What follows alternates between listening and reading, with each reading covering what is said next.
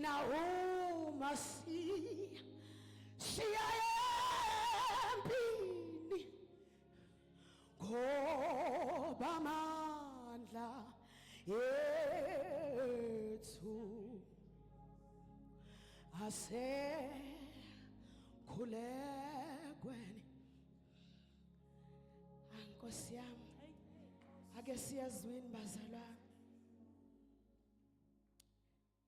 sizofunda incwadi kaExodus. Hallelujah. Exodus chapter 22. Exodus chapter 4, sizofunda verse 22.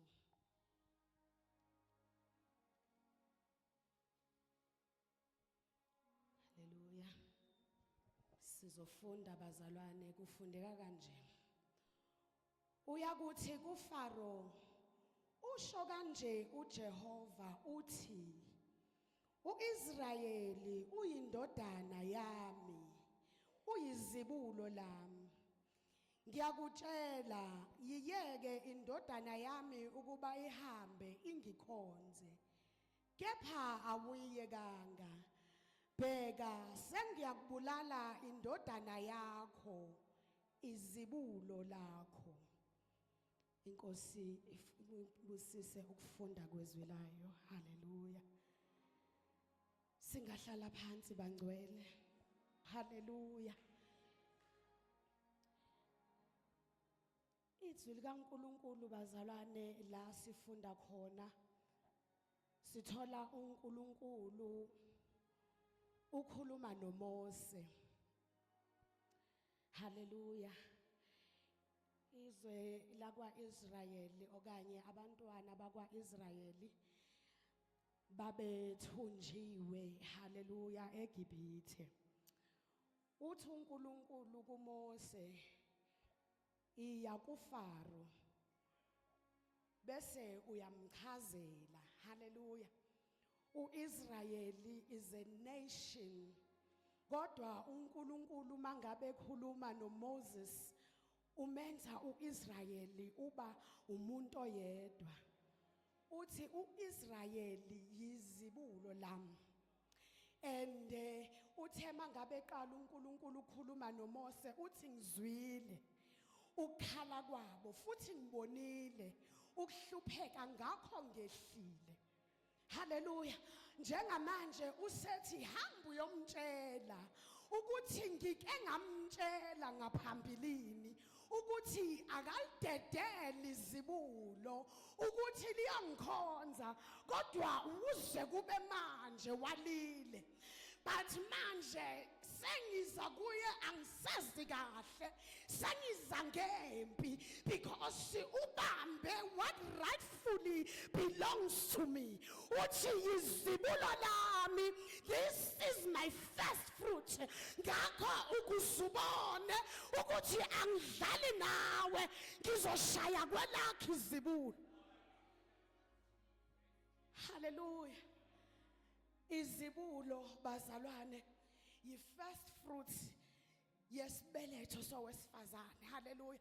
Noma ngaze kuthiwa ubaba unazo ezinye ingane komunye umama, but uma ngabe uyingane yokuqala to break isibeletho sika mama uyizibulo. So uthi uNkulunkulu umtshele ukuthi owaqala to break my womb, ngakho ngoba akafuna ukumdedela ngizoshaya kwabaqala naye wabreak esakhe isibeletho. Hallelujah. Omama abazele bazongifakazela ukuthi uma ngabe kuhlushwa ingane yakho kuzwela kuwe. Ngakho uNkulunkulu usakhulumile noFaro wathi nike abuyele ekhaya, but wala uthi sangena ngempi. Sangena ngempi. Ikhona indaba ekumazibulo. Awubhekwe seduze kwakho umtshela ukuthi uyizibulo wena. Bheka seduze nangapha umtshela ukuthi uyizibulo likaNkulunkulu. uJehova akafuni ngawe, ngakho he will crush whatever ekubambile yenzela ukuthi ungamkhonzi freely. uthi manje Faro,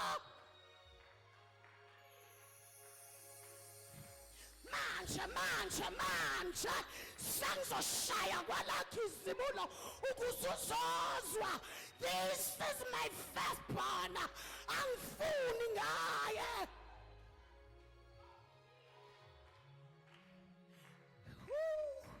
Ikhona indaba ekubazibulo.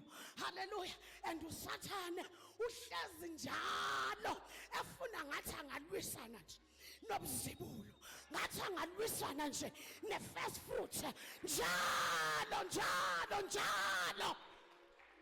Uthi uNkulunkulu, no, not this time. Cha, lithi izwi kaNkulunkulu, uNkulunkulu wakwathembisa uSara noAbraham ukuthi ngizoninikeza ingane izibulo. Hallelujah. Izwi kaNkulunkulu lithi base bebadala bengenayo ingane, and isibeletho sikaSara sona vele sasisi-damaged ukuthi angathola umntwana. Hallelujah. uNkulunkulu uthembisile mfundisi, wathi liyazi izibulo. Uzubona ukuthi uSathane umelene namazibulo. Simuzwa lo uSara ethi lalela, thatha nangu uHagari, ngoba kumelenwe nempilo enhle kaIsaka. Thiwathatha uHagari umenze ukuthi akuzalela umntwana. Lalela ukuthi uHagari waseGibhithe uyisigqilakazi, kodwa yena uSara uthi ngena kuso isigqilakazi. uNkulunkulu ubathembise ifruit yakhe, but because uSathane umelene nobuzibulo uthi hayi, thatha lo.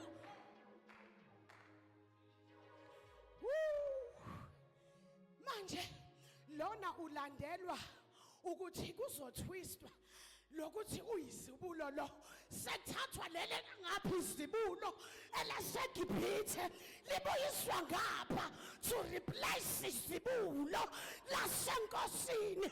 Washo ukuthi noma ngabe thiwa uyatwistelwa, the fact remains uyizibulo.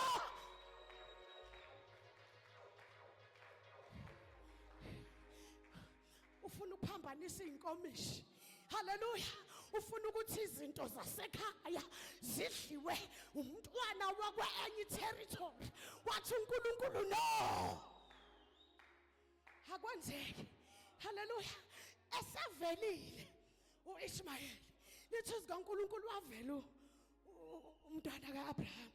Hallelujah. Wavela because bekufanele vele ukuthi izibulo elivelayo kube ngezalwe ngasenkosini, hayi alithathiwe nje kwathiwa wena hlala lakha elasazulwini.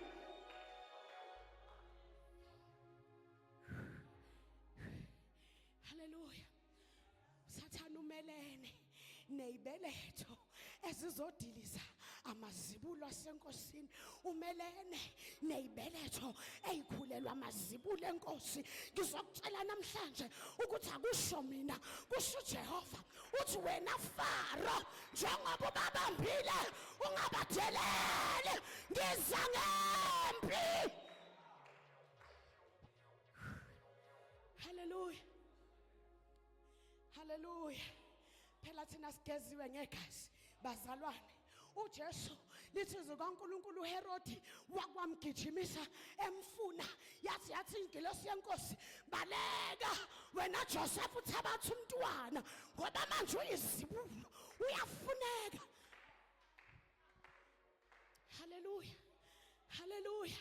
Siyabonga ngoJesu. Lithi izwi kaNkulunkulu sasikude ngokweziphambeko zethu, kodwa senziwa sabaseduzane ngoba kwakhisha izibulo athi obhala kahle ngokuba uJehova wayithanda izwe kangaka waze wanikela ngoyizibulo lakhe ukuba yilona nalona akholwa yiyo angaphuphi.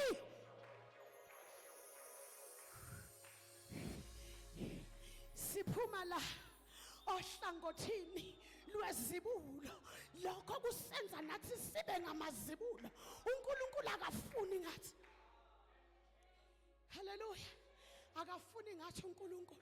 Ngimuzwa ethi namhlanje kuyiSunday yokugcina ku2025, noma ngabe kuthiwa yini obukade ubambeke kuyona wena Faro, namhlanje ngizakuwe ngizobulala wonke amazibulo wakho.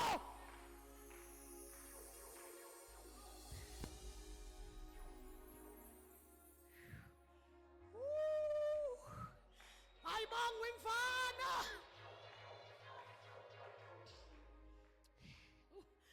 Haleluya. Kunendaba mfundisi, angazi ukuthi ngiyifunde kangaki and hlezi ifundwa. Haleluya. Ngike bengifunda incwadi kaMalaki uchapter 1 uverse 2. Uthi ngamthanda uJakobe, uEsau ngamzonda. I went back ngayofunda indaba kaJakobe noEsau. Baphuma esiswini esodwa. They are twins ngokusho kombhalo. Bangamawele yebo impela. Kodwa manje masengiphenyisisa ukuthi kuza njani ukuthi labantu bephuma esibelethweni esodwa abesethu uNkulunkulu ngamthanda lo munye ngamzonda. Kwase kufika ukuthi kuyenzeka ukuthi utshela ukuthi ukhulelwa izinto zenkosi, kanti isitha sitshalile naso kwaso. Yingakho lithi izwi likaNkulunkulu uma ngabe uphuma kuqala. Haleluya. Uphuma kuqala ukuze kuzothi uyizibulo. Isitha sifuna ukutwista ubuzibulo bukaJakobe ukuze sizombiza sithi uyiqili, kanti cha, uNkulunkulu wayamisela ukuba izibulo. Sikuzwa ngalokho. Sikuzwa uma ngabe unina esekhuleka uthi baba akukwazi phela ukuthi ngithi ngikhulelwe kube nempe engaka la siswini sami. Uthi uNkulunkulu cha, wena zimbili zizothwele. Bese athi lo omdala uzokhothamela lo, okusho ukuthi ngokwe-right kaNkulunkulu izibulo yileli. Nayi inkinga emenza ukuthi ayibone naye ukuthi impela ngiyizibulo. Lithi ubaba wakhe wayengamthandi, umthandiswa nje inyama. Kunezinto ezinye ezibhilonga kithi, but kube khona abantu uSathana ababekayo to replace us ngenyama, sibe replaced kanti rightfully we are theirs.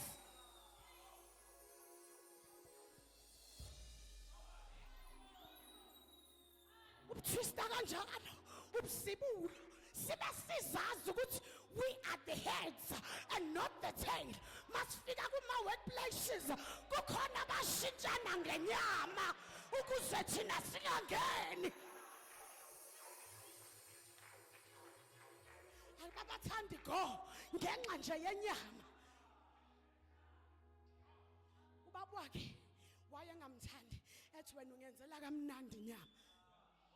Kwasho ukuthi manje uma wakhe hayi mani ukhulekile. Lithi izwi kaNkulunkulu wamtshela uNkulunkulu wathi lo mncane uyena, lo mncane uyena. Lithi wathi ehambile thiwa hamba uyolanda inyamazana ukuze ngizokubusisa. Umama waphendukela la wathi thatha le. Nkosi yami, wathi thatha lena. Uyamazi ubaba wakho ukuthi uyahamba shesha abuya. Namhlanje kwangathi kuphuma ingelosi iloko ixosha inyamazana, ukuze ingane hayi ukuzizibula lithola what rightfully belongs to him.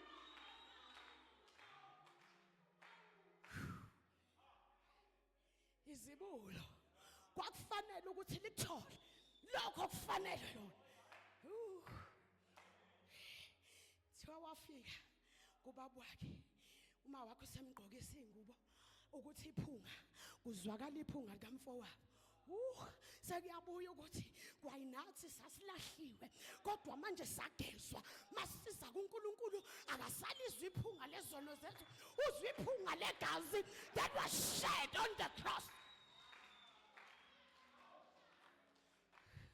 Uthi baba izwi akusilolele ngilazi kodwa isikhumba nephunga elakhe okusho ukuthi nathi lithi izwi kaNkulunkulu ngakho akusekho ukulahlwa kwaba kuKristu Jesu noma besifanele izwi lethu kodwa iphunga.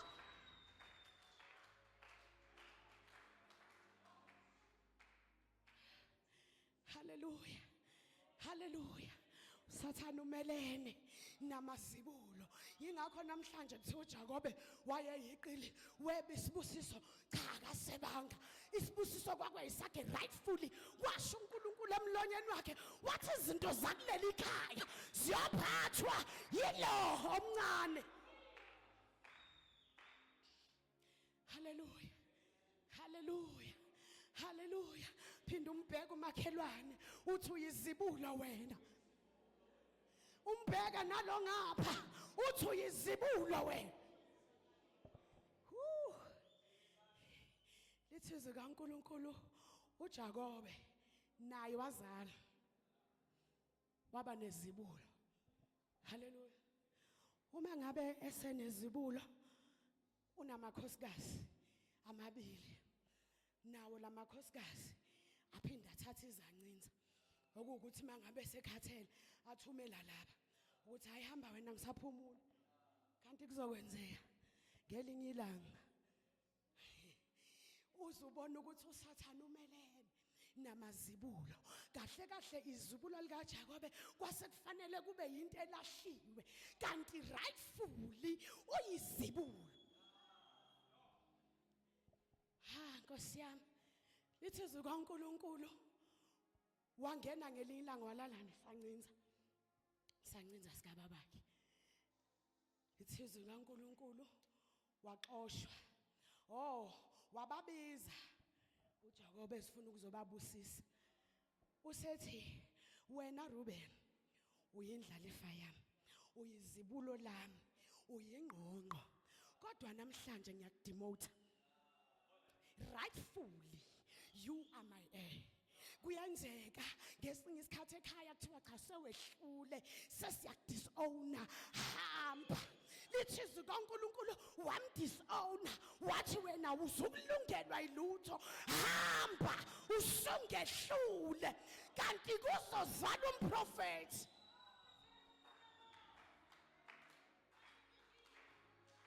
Kanti kuzozala umprofeti uMoses.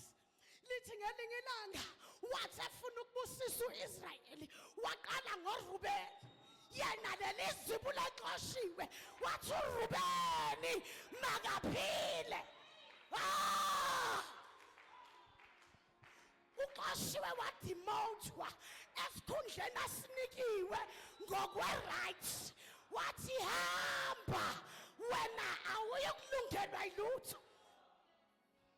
Kwazala umprofeti lithi izwi kaNkulunkulu wathi uRuben makaphile. Ngizosho njalo nami namhlanje angazi ukuthi iziphi izimo esezikudemothile waba kwilevel yokuyibona ukuthi awusafanelanga ukubizwa njengomntwana kaNkulunkulu. Ngizosho njengomprofeti ngithi uRuben makaphile ngithi uRuben makaphile ngithi uRuben makaphile uRuben makaphile.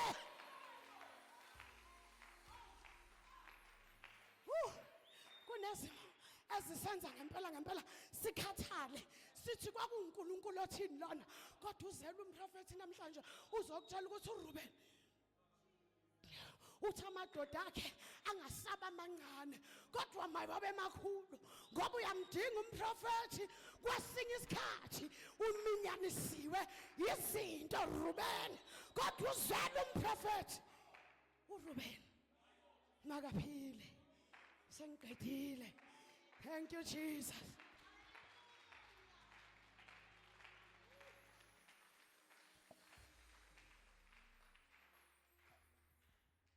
Hallelujah. Siphakame sime ngenyawo sizothandaza egameni lika Kristu Jesu waseNazaretha. Alibongwe igama lenkosi. uMoses uma yetshela umlayezo egameni lika Jesu uyawuthatha uyawuhambisa. Alibongwe igama lenkosi. Ngithanda lento uNkulunkulu ayoyicacisa kuFaro ukuthi Faro, you can think ukuthi labantu abagqilazayo, you can think labantu abahluphayo amaHebheru kanti akusibona amaHebheru kahle kahle. I-identity yabo abanawo bayamazibulo.